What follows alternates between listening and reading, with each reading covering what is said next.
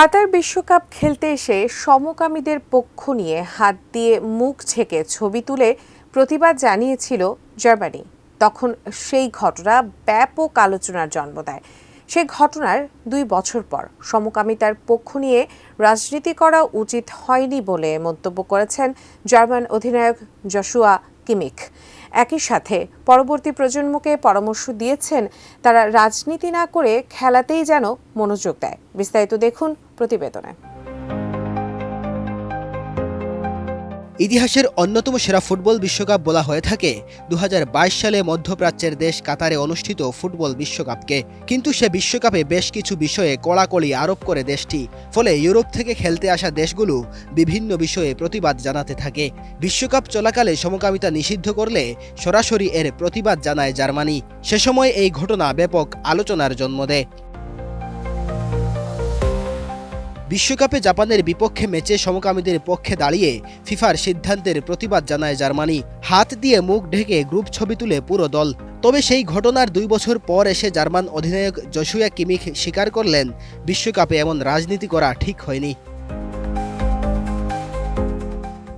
Million offer Walton fridge কিনে পেতে পারেন 20 লক্ষ টাকা, রয়েছে কোটি কোটি টাকার নিশ্চিত উপহার। বিশ্বকাপ চলাকালে ইউরোপের 7টি দেশ পরিকল্পনা করেছিল ওয়ান লাভ লেখা বাহুবন্ধনী পরে খেলতে নামবে।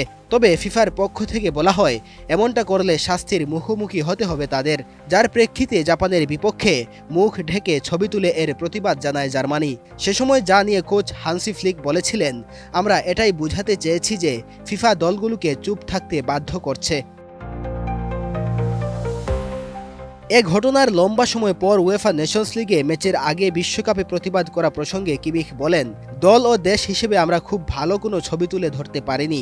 আমরা রাজনৈতিক মতের প্রকাশ ঘটিয়েছিলাম, আর তাতে বিশ্বকাপের আমেজ একটু হলেও নষ্ট হয়েছিল। আয়োজনের দিক থেকে অসাধারণ এক বিশ্বকাপ ছিল সেটি।